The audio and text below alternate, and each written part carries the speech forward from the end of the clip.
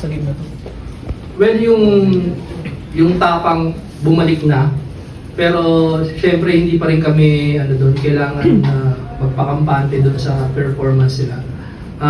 Still meron mga kailangan trabahuin, and then talagang these past few days, especially after nung Adamson game, maraming mga usapan talaga, talk with the coaches, talk with the players, even the admin and management ng UST, na yun nga, yung suporta talaga ng bawat isa ipinakita, and then ipinaramdam sa kanila na kahit anong mangyari, lalaban kami para sa Uste.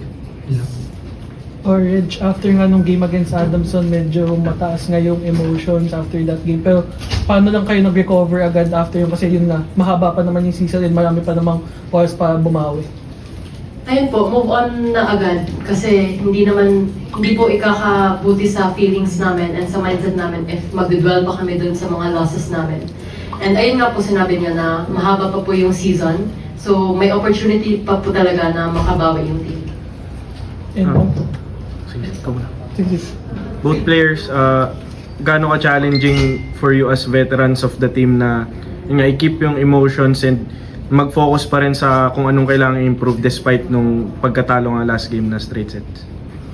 Ayun nga, as seniors talagang need talaga namin mag-step up, especially sa mga ganitong moments, mga games, talagang syempre kami din yung inaasahan, so need lang talaga namin ilaro kung anong meron kami, mag-stick lang sa system, and syempre sa mga tinuturo nila coach na hindi naman kami nagsasawang intindihin at matutunan yung mga technical na aspect ng game.